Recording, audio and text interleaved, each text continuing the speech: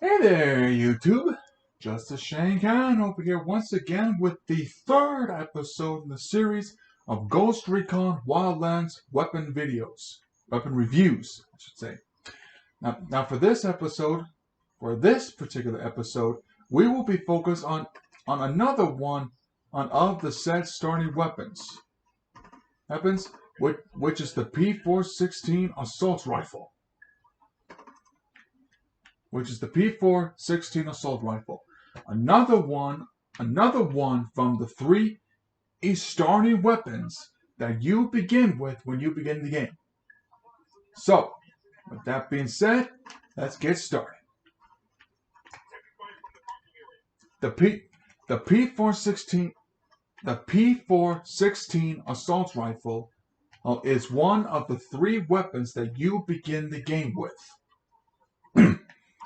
And of course, since this is one of the three starting weapons that you begin the game with, it does not have some very good characteristics, or it really does not hold up a lot of good strengths. So with that being said, and on a side note, let's go ahead and just go on through some of the strengths and weaknesses about the P416. The P416 assault rifle does have a fairly good rate of fire, which means that you could definitely put up some really good, enough firepower to help bring down some of your targets.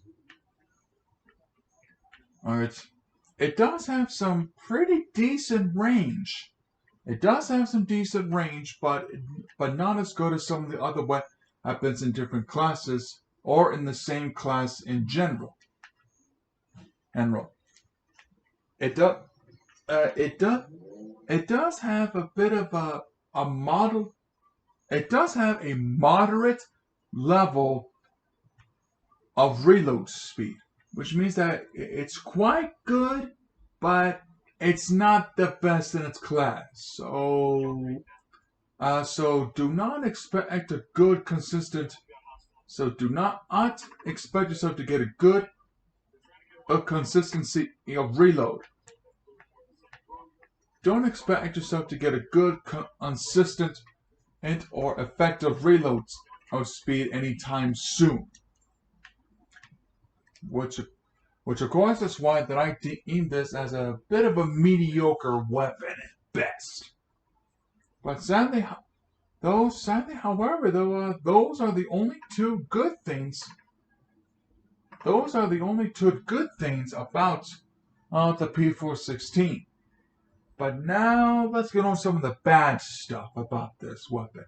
The P416 does not have very good damage.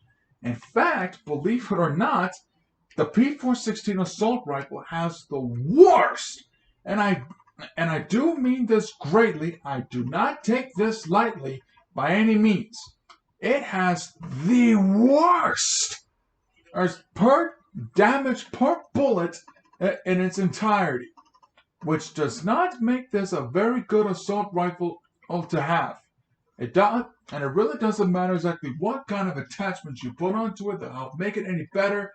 It's just flat out. Well, it's just flat out terrible. Enough said about that. And remember about that recoil? Sorry, not recoil. Remember about how I said where the reload speed is mediocre?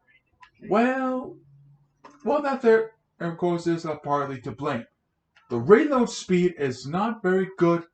It is not very good by all means. It's not the fastest, but it's not the slowest either. But it will cause some trouble if you are not careful. Another major weakness about this: it does not have good effective range on its own. You're gonna have to start applying a good set amount of attachments just to help make it at least compatible, or at least a little more tolerable with some of the set fights.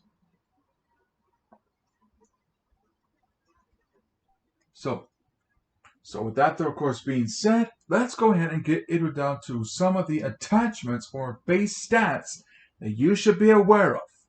On that, let's get to it. Okay, so here, my friends, is the base stats as with the P416. And sure enough, now I know it looks a little bit blurry, but believe me when I tell you this. Sure enough, as I've said, the damage is not its best quality feature. It has the weakest, lowest amount of damage possible. But, and it does not have good penetration, and its noise reduction is, it's on the lower half of the spectrum, to put it kindly. And its accuracy and range is somewhat tolerable at best, but like I said, you're going to have to put in some good attachments to help make it compatible. Oh, and tolerable enough for the field of battle. But one thing that we can say that is good is that its handling and rate of fire is quite well generous enough. I mean, you can snap in and out of your sights quite effective enough, and the rate of fire is quite well generous too. Probably somewhere around 700 rounds per minute. So with that, sadly, those are only the good things that we can say about the P416 rifle. So now, with that there being said, let's take a look at recoil. See how well it handles. And do keep in mind, this is with a standard 20-round magazine. And as you can see, the recoil is actually quite manageable as it manages to stay up. It manages to stay up as you keep holding, as you firing it. So excuse me. Hang on a second, gentlemen. Do apologize about that. I need to just change out of my batteries. Anyways, as I was saying before I got interrupted there, if you want to fire the P416, it's simple. It's simple. Just gently hold the assault rifle down. Just gently hold the assault rifle down, and the recoil will not be much of an issue.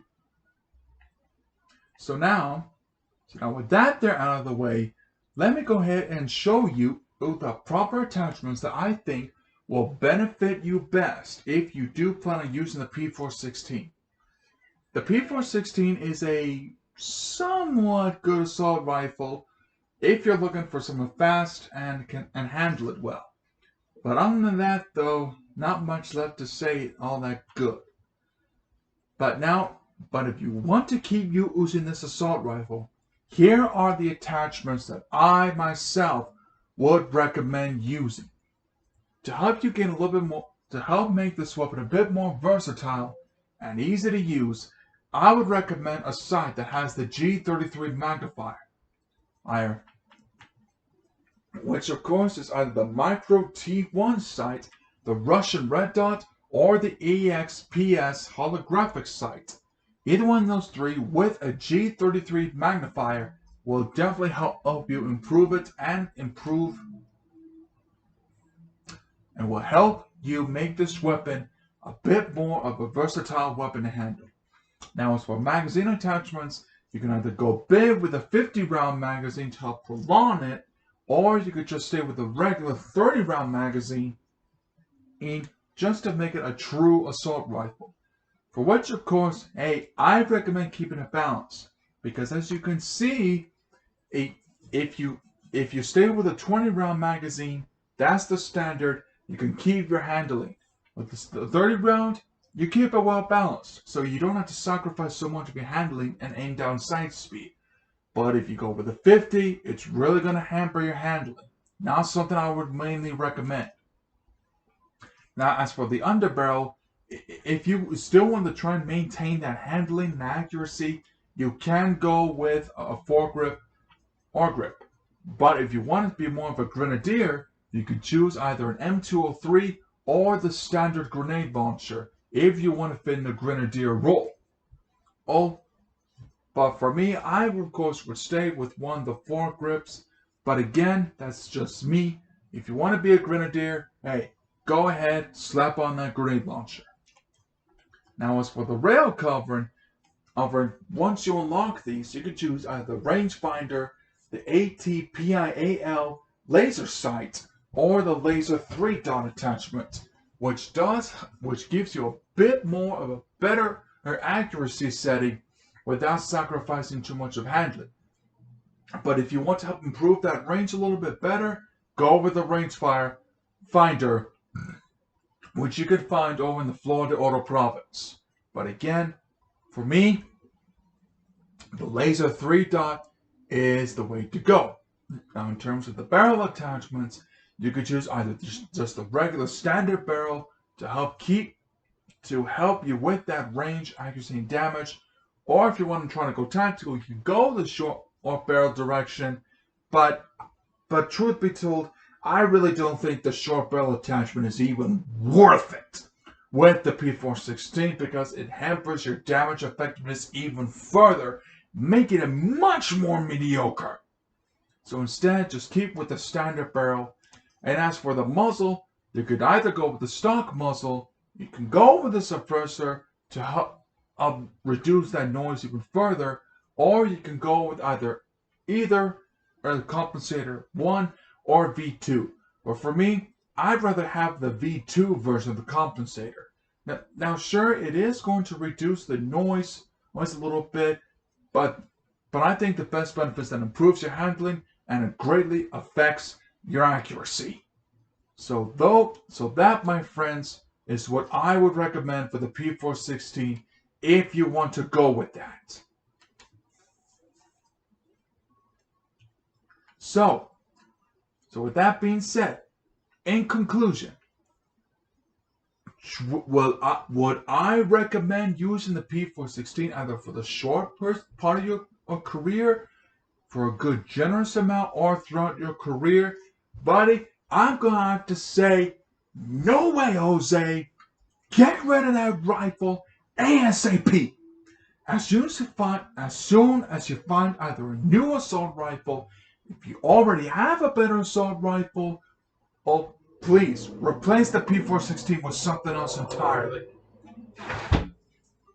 For which, of course, I would recommend either the AUG A3 or just some other primary weapon in general to replace the P416, please.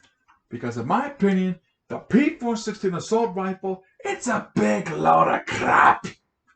And I will not recommend this by any means. Whew. I do apologize for that rant there. But again, these are just my own personal thoughts. If you like this video, give it a thumbs up. If you haven't yet, please subscribe and put it down somewhere in the comments below what you think of the P416 assault rifle. You think it's an okay gun and deserves a chance? Or do you agree with me that it's just not worth going into any time when you go into the campaign career? So with that being said, I hope you guys liked that video. I do apologize if this video was short, but it's just not really going over the details with. Anyways, guys, I hope you like it. I hope you like this video. Again, if you haven't yet, please subscribe. And I will see you guys real soon for the next episode. Take care, guys. Bye!